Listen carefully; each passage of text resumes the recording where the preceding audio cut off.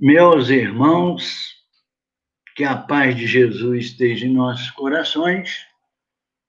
Estamos aqui novamente juntos, que é um prazer, uma alegria para nós, para estudarmos hoje o capítulo número 17 do livro Seja Feliz Hoje, da irmã Joana de Anjos, psicografia de Divaldo Franco, ainda substituindo a nossa irmãzinha Kátia, que ela está muito gripada. Como nós falamos na quinta-feira passada, ela não tem condições ainda de fazer o estudo. Então, nós vamos adotar a mesma metodologia do estudo da quinta-feira passada, que a gente vai pensar alguns pequenos trechos da fala dela, na sua primeira parte, a parte introdutória, depois alguns da segunda parte, que é do desenvolvimento, para chegarmos à culminância da fala dela nesse capítulo, para encerrarmos, então, a nossa apresentação. Então, meu nome é Lacerda, para aqueles que ainda não me conhecem. Nós falamos em nome da União Espírita de Advertência Fraternal, A Fraternal. É um livro, é um estudo, melhor dizendo, dirigido de autoajuda, daí os livros, textos, serem aqueles de autoajuda de autoria da nossa irmã Joana de Ângeles, psicografia de Divaldo Franco. Então, meus irmãos, ela trata ainda hoje quase que uma extensão do que foi tratado no capítulo anterior, Saudade de Jesus. E ela fala realmente da situação atual, dos desmandos morais da nossa atual sociedade. Embora tudo que ela fale aqui está acontecendo no Brasil, exceto com relação ao estado de corrupção que nós estamos atravessando, todos os outros descalabros morais estão ocorrendo no planeta Terra. Então, é preciso que a gente esteja com este sentimento. Nós vamos falar nesse aspecto ao longo do nosso estudo de hoje.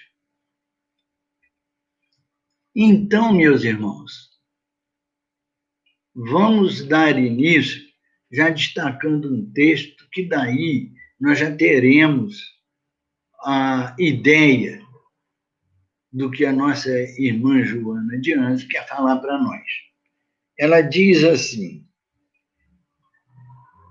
desvios sexuais que se tornam comportamentos aplaudidos, infidelidade conjugal e adultério, suborno e tráfico de influência, de drogas, de contratos multimilionários, de criaturas humanas crucificadas na escravidão, corrupção de todos os matizes, são-lhes as feridas purulentas ocultas, tendo todos eles, os descalabros, essas quedas morais, as suas raízes no egoísmo e na prepotência humana,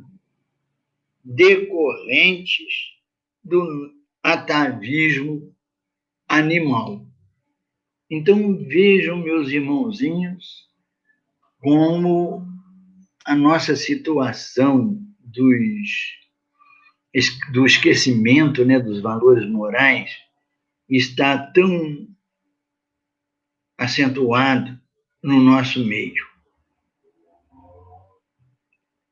E ela nos alerta que esses desmandos, esses comportamentos que são desvios de caráter,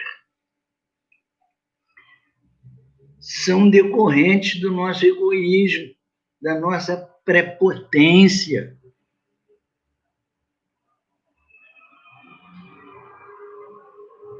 Como herança, não é? Atavismo animal. Isso significa que nós estamos ainda num estágio bem próximo da animalidade. Nós já alcançamos valores, já sim. Nós vamos tratar ali na segunda parte que ela fala sobre isso. Então, isso significa que nós temos, todos nós, indistintamente, e principalmente nós, né, como aqueles que já alcançamos um certo nível de consciência moral, de valores que nos dignificam, sobretudo como espíritas que temos o conhecimento já da terceira revelação da mensagem trazida por Jesus, que é o cristianismo redivivo, a gente precisa estar muito atento. E eu peço a atenção de todos os irmãozinhos e irmãzinhas que estão nos ouvindo hoje.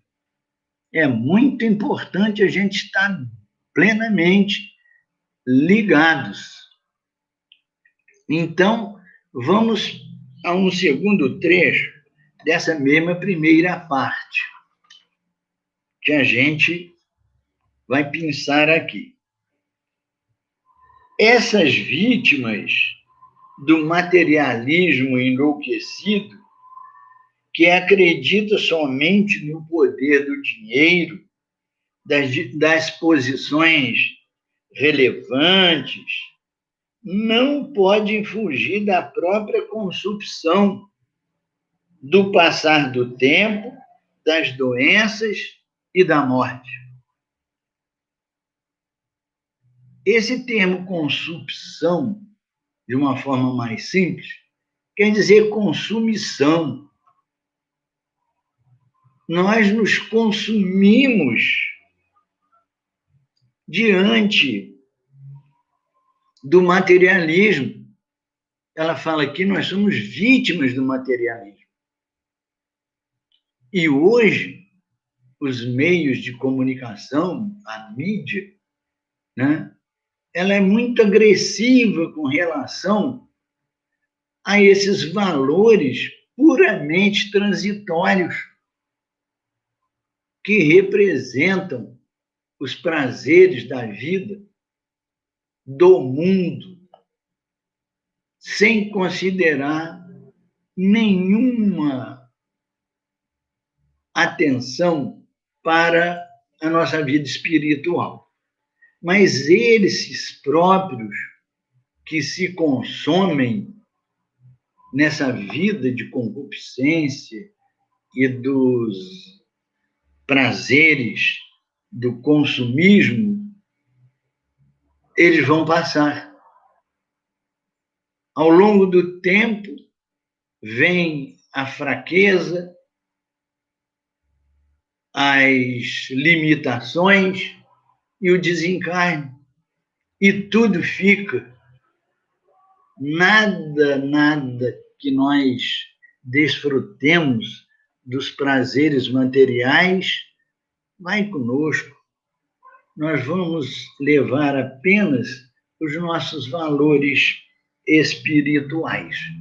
Então, o tom com que a nossa irmã Joana de Anjos trata essa parte introdutória é bem veemente para nós, já buscando a atenção nossa para o equívoco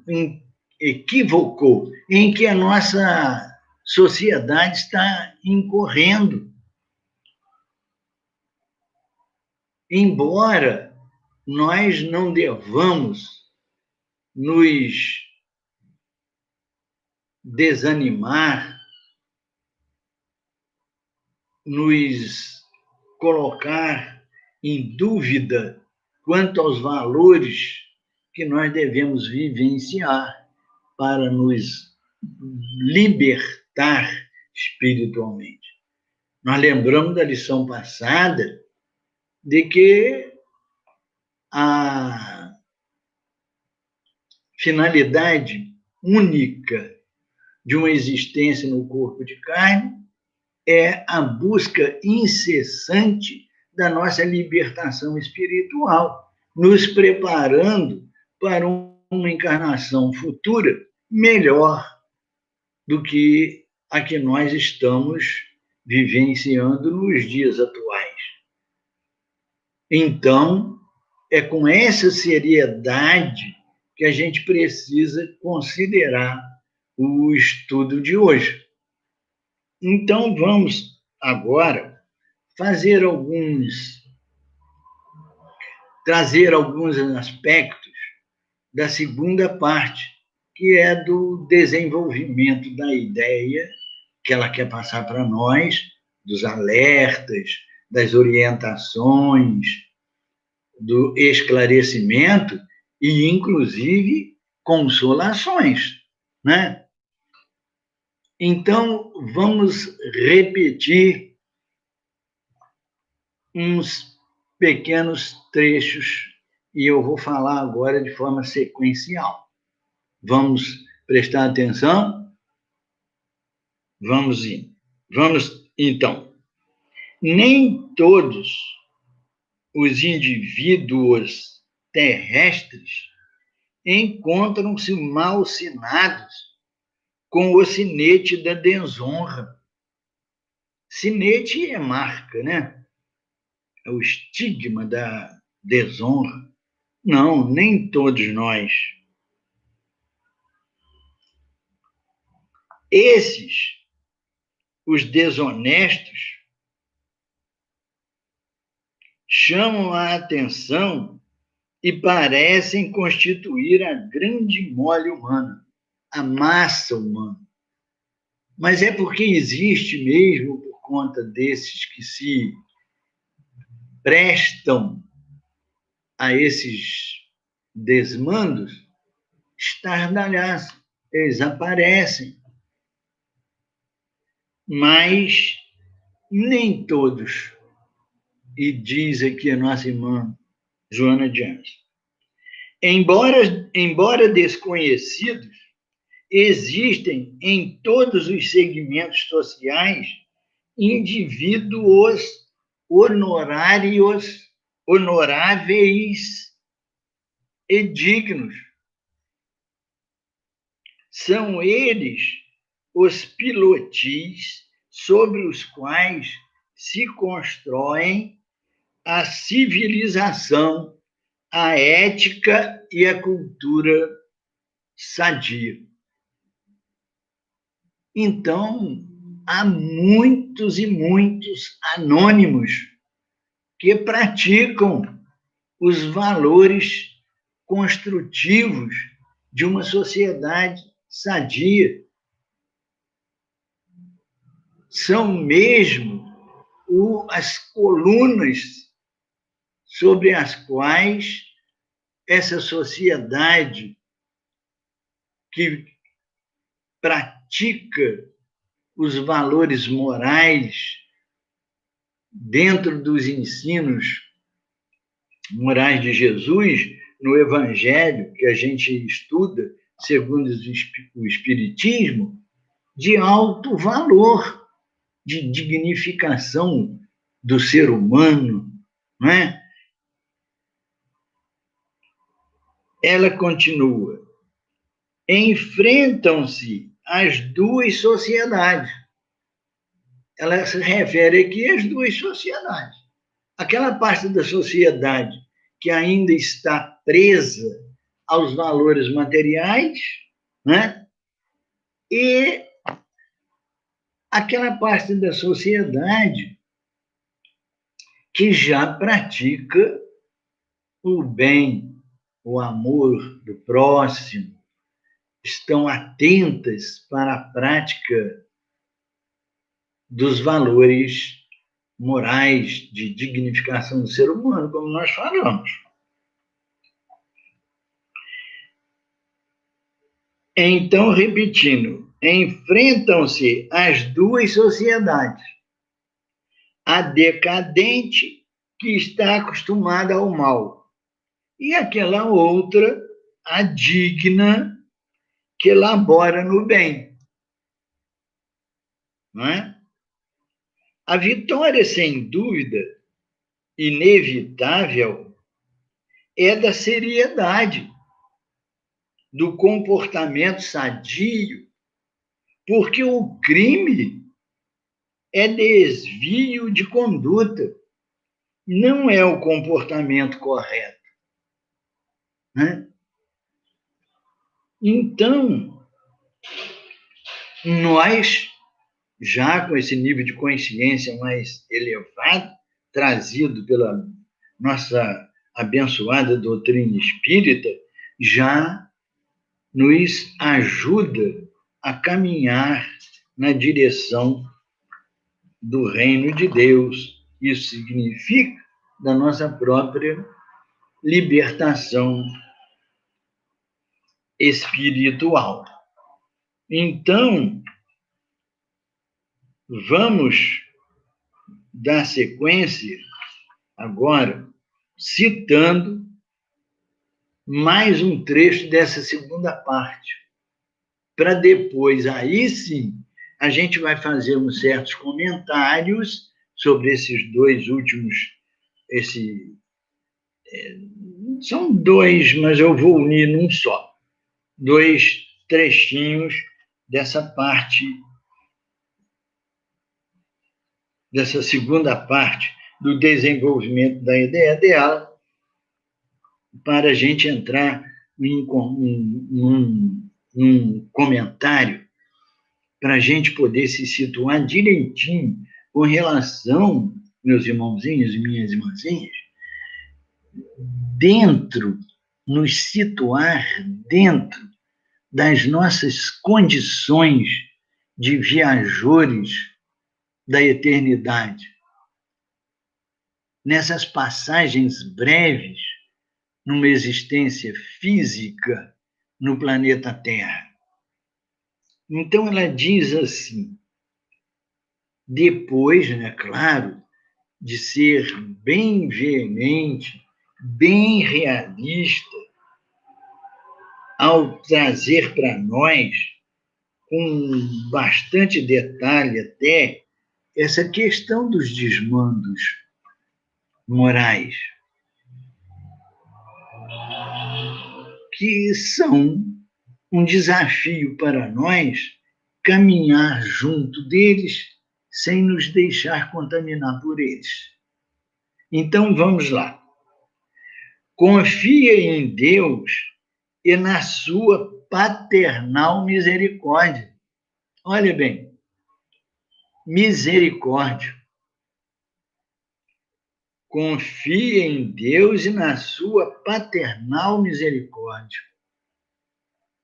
Nós vamos falar sobre isso. E ela pede, reflexiona em torno dos sofredores que também rebolcam em dores terríveis ao nosso lado e estão ressarcindo o comportamento alucinado de existências pretéritas. Então, meus irmãos, a nossa irmã Joana de Ângeles abriu um campo muito grande nessa primeira parte para nossas reflexões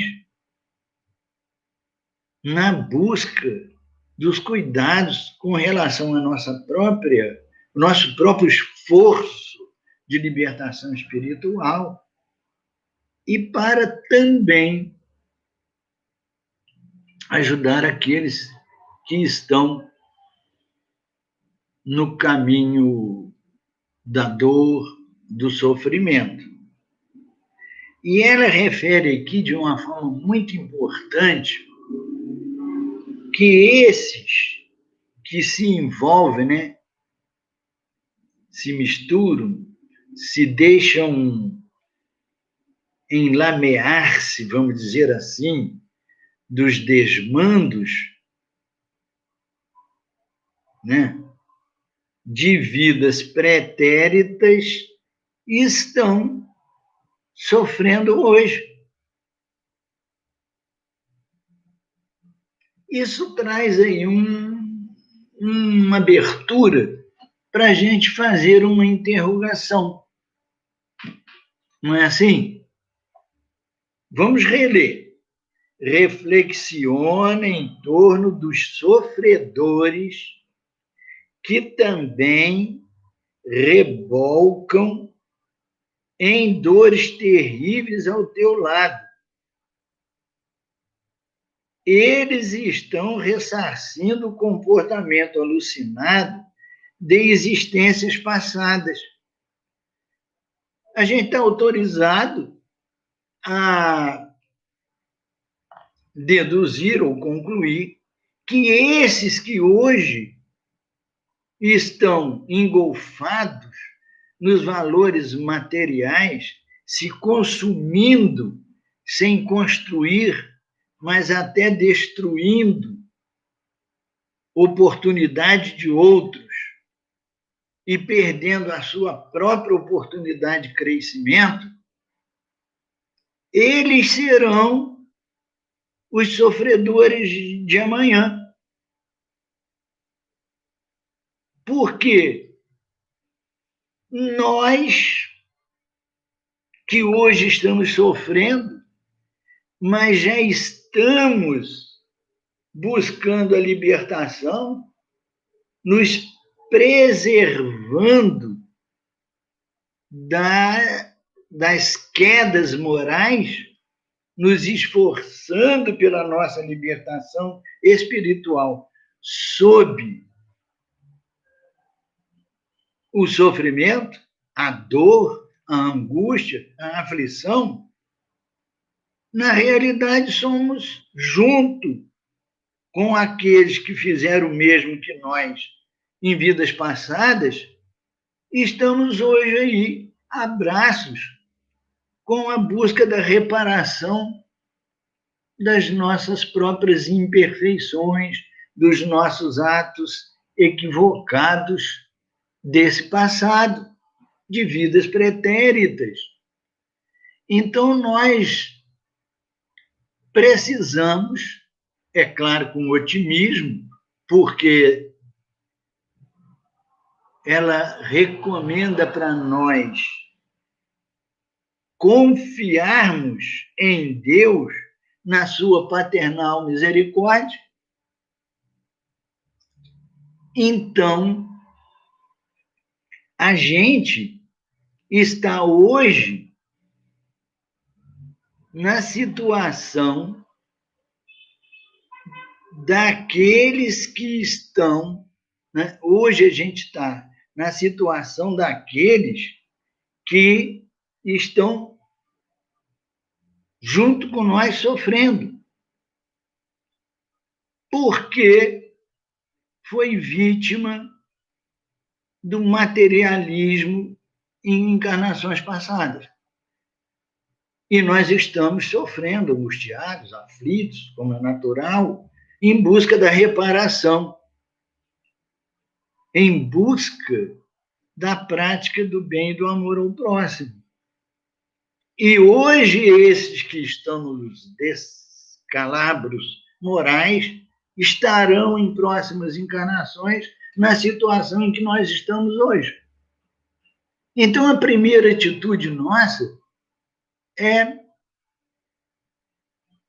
aceitar esses irmãos que ainda estão no equívoco, assim como eles se comportam, porque eles terão as suas expiações e provações no futuro. Ao nos preparar hoje, nos preservando desses valores destrutivos, nós estamos construindo uma encarnação próxima mais fácil, menos dolorosa que a nossa. Então, vamos trabalhar a questão da misericórdia. Nós vamos abordar aqui, meus irmãozinhos e irmãzinhas, um aspecto muito importante da misericórdia divina. Nós estamos sofrendo a dor, a angústia, a insegurança, a dificuldade de alcançar mesmo aquelas condições mais primárias da nossa existência no corpo físico. Mas, embora Jesus tenha falado a cada um segundo suas obras, e o que determina a nossa colheita é a nossa semeadura, né? Nós sabemos, da lei de ação e reação, é assim que se cumpre. Porém, no próprio cumprimento da justiça divina, a gente tem a misericórdia. E nós acreditamos que um dos aspectos dessa misericórdia de mais relevância é que jamais qualquer um de nós vai ter consciência plena, clara, nítida, lúcida do porquê nós estamos sofrendo. Isso é muita misericórdia, porque se nós tivéssemos a lembrança do passado, nós iríamos saber por que estamos sofrendo. Então, nossa estrutura psicológica talvez não suportasse, nós entraríamos em desequilíbrio total, seríamos alienados mentais, seríamos como autômatos, caminhando sem direção. Então, o primeiro reconhecimento nosso da grandeza divina na aplicação da sua justiça é a misericórdia. E a misericórdia de várias expressões. Nós estamos falando só essa, do esquecimento do passado, para nos libertar, nos livrar, nos proteger e preservar de um possível desequilíbrio mental, de uma desestrutura psicológica que iria nos tornar alienados mentais e não teríamos o que nós temos hoje, já conquistado, esse nível de consciência do porquê nós estamos hoje transitando num corpo de carne. Então, vamos partir daí. Misericórdia divina reconhecida, né?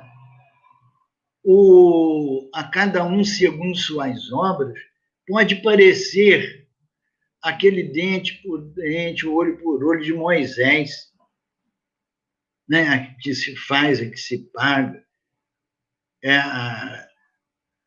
A grande diferença é que, no tempo de Moisés, o dente por dente, olho por olho, era uma disposição de lei civil estabelecida pelo próprio Moisés, no sentido de manter a disciplina sobre um povo que ainda estava muito longe de entender a mensagem de Jesus, do amor ao próximo, do conhecimento do livre-arbítrio, como hoje nós temos. Então, a colheita será em função da nossa semeadura, será assim. Jesus falou, a cada um segundo suas obras. Só que hoje nós já conhecemos o livre-arbítrio. Emmanuel traz para nós que nós construímos destino a cada ato que nós praticamos.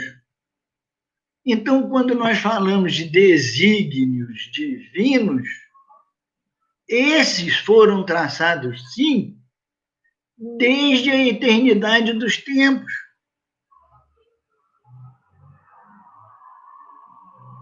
Através das leis denominadas, dentro da doutrina espírita, de evolução espiritual, nós tomamos conhecimento de que os desígnios divinos estão traçados nelas, nessas leis que nos conduzem passo a passo, amorosamente, para a nossa libertação espiritual, tendo o amor como valor máximo,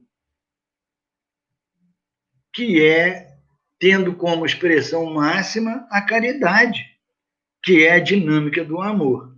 Então, nós construímos nosso próprio destino. Isso significa que a cada prática, a cada ato que contraria os desígnios divinos, as suas leis de evolução, nós estamos semeando o que vamos colher no futuro, que pode ser até na própria reencarnação, ou então em reencarnações posteriores. Isso é altamente consolador e faz a diferença. Se somos nós os construtores do nosso destino, usando do livre-arbítrio, com o conhecimento do que nós temos, do bem e do mal, para discernir uma coisa da outra, e se praticarmos os atos que contrariem as leis de evolução espiritual, nós estamos nos submetendo à colheita, né, daquilo que a gente plantou. Então, vamos seguir com otimismo, com determinação, né? Nós vamos voltar a isso aí. Nós queremos lembrar, então, da passagem de Jesus, quando ele anunciou as bem-aventuranças.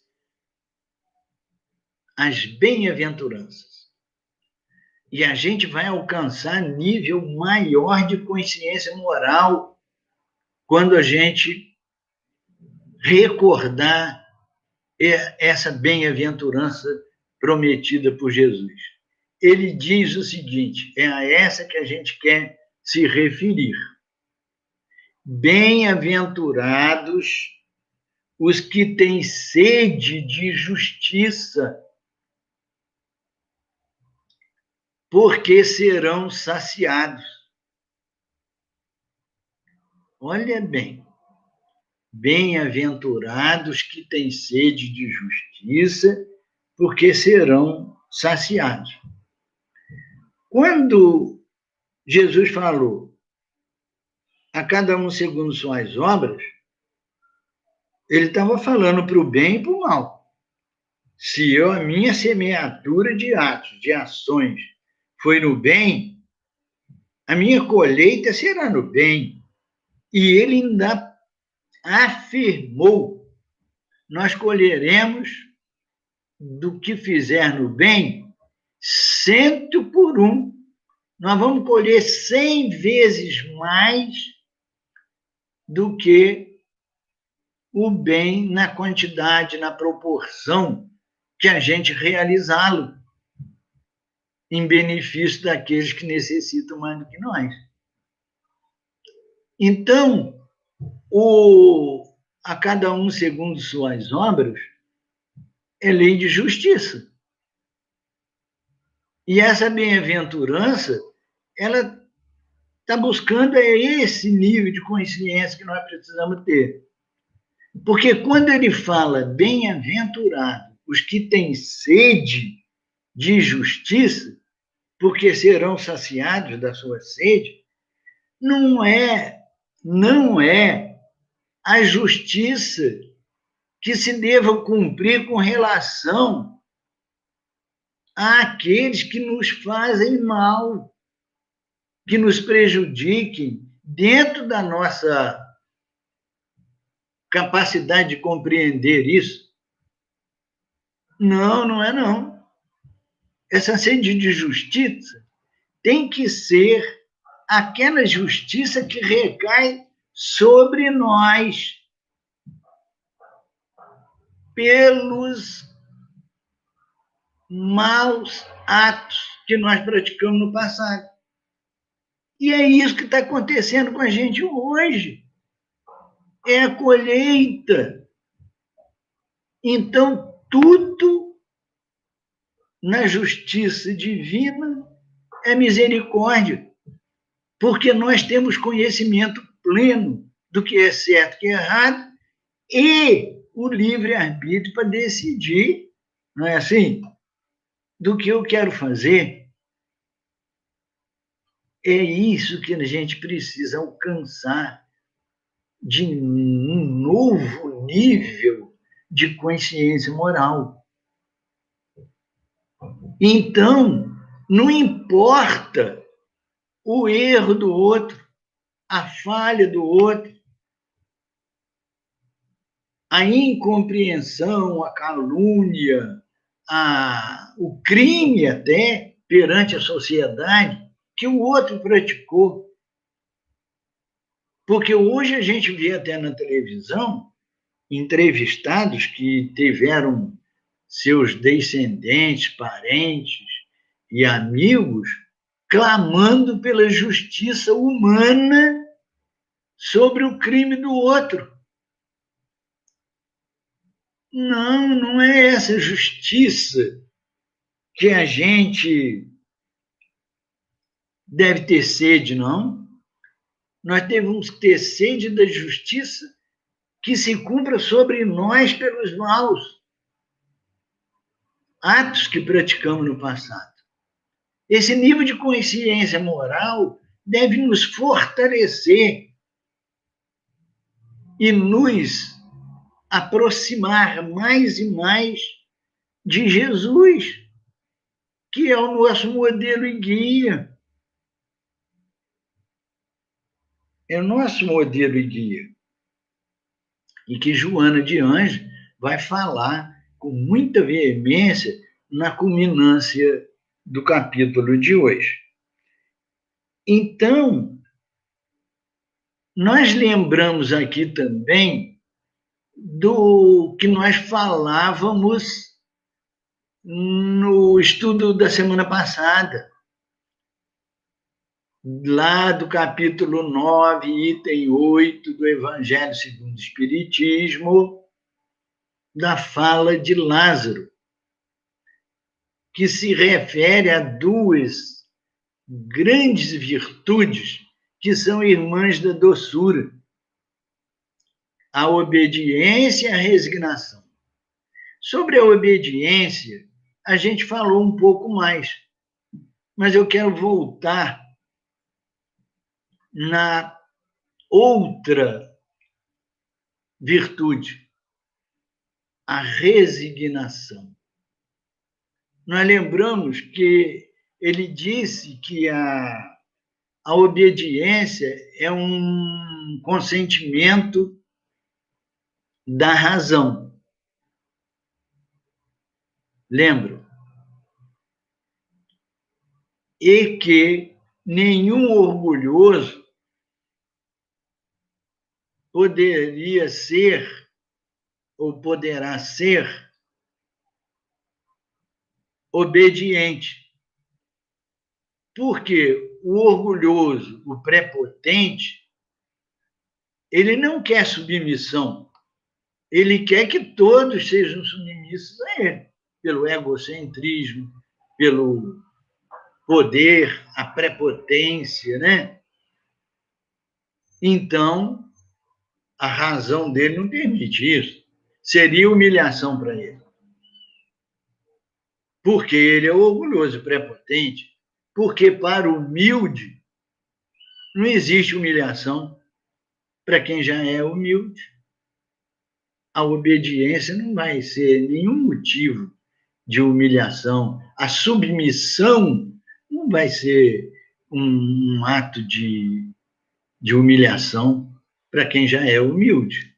Então, sobre esse aspecto da virtude obediência, a gente falou. Vamos lembrar um pouquinho sobre a virtude resignação, que Lázaro falou que a resignação é o consentimento do coração.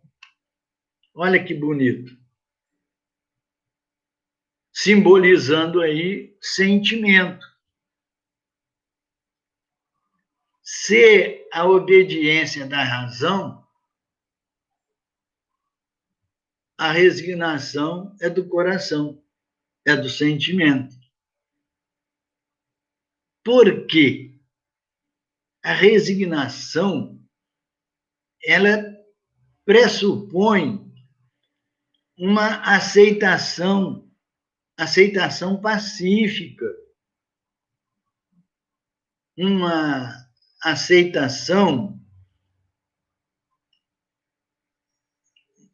digamos, de realmente submissão aos desígnios divinos, sem reação, sem rebeldia, sem contrariedade,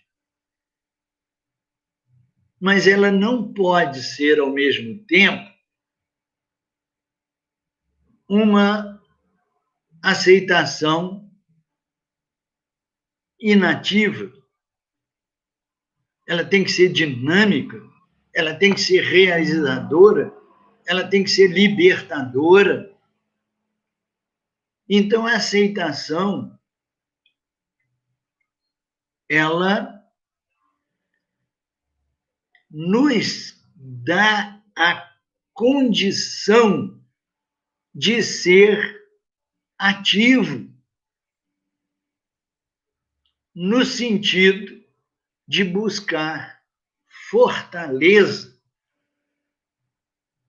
nos ensinamentos de Jesus, para ainda assim, na dor, buscar ajudar aquele que sofre mais do que nós, que se encontra em situações mais difíceis do que a nossa, e existem muitos e muitos nossos irmãos em dificuldade.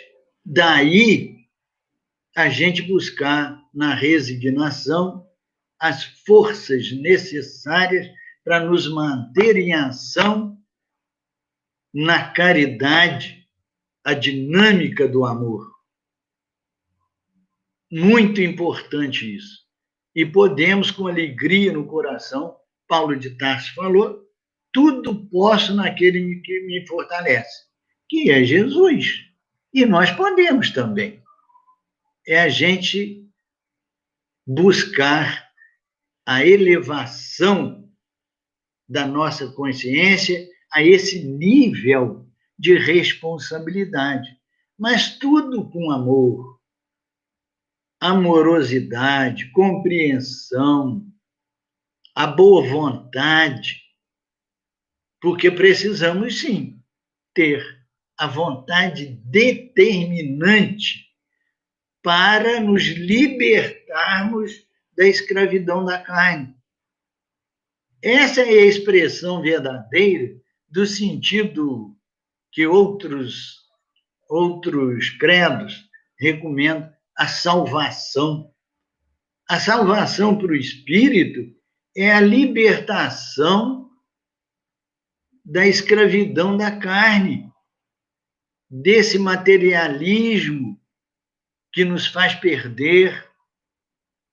Então, meus irmãozinhos, vamos buscar isso com Jesus no coração, com muito otimismo, porque, na realidade, isso depende de nós. E a gente lembra aqui do ensinamento de Jesus, que diz assim: faça da tua parte que o céu te ajudará. E complementa: buscai, batei e a porta abrir-se-vos-á. Essa palavra de Jesus tem um simbolismo muito importante para nós. Pelo menos uma das visões, das muitas expressões que todos os ensinamentos de Jesus trazem paralelamente ou embutidos nele, lá escondidinho, que a gente precisa desvendar. Então, o buscai desse ensinamento, ele simboliza uma virtude, a virtude da humildade. O buscar é uma confissão de incapacidade de resolver os nossos problemas sem pedir ajuda. Então, é o buscai. Vamos buscar. O segundo símbolo é o de bater. O bater na porta, que se pressupõe, o bater, buscai, batei. O bater está simbolizando aí a nossa fé. Eu tenho certeza que aquela porta vai se abrir para mim, porque eu preciso de ajuda. Eu não estou dando conta dos meus débitos, mas um irmão vai me ajudar a me dar força, a me dar disposição de transportar a minha própria cruz, aquela que nós falamos no ensino da semana passada. E o terceiro passo que Jesus fala: buscai, batei, né? E abre-se-vos-á. E a porta abre-se-vos-á. A abertura da porta é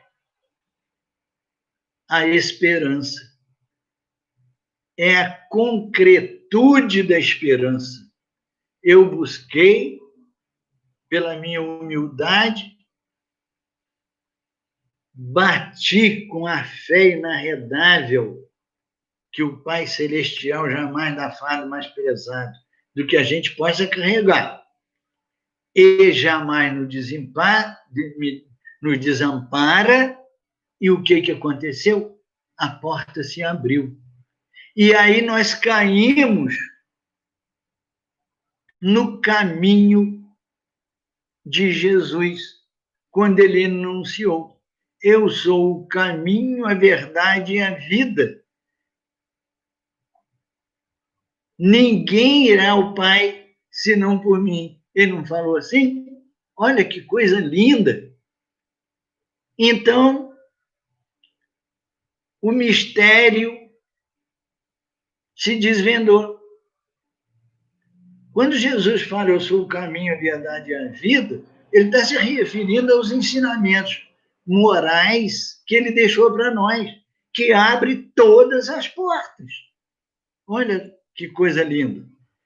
E nós vamos ver e nos deslumbrar com o horizonte do céu azul, do céu manso, e não da tormenta, nem das tempestades, nem dos mares, e vamos navegar em direção à nossa própria libertação espiritual, confiantes de que nós jamais estamos sozinhos. Vamos ler, então, a culminância, que é surpreendente, da nossa irmã Joana de Ângeles.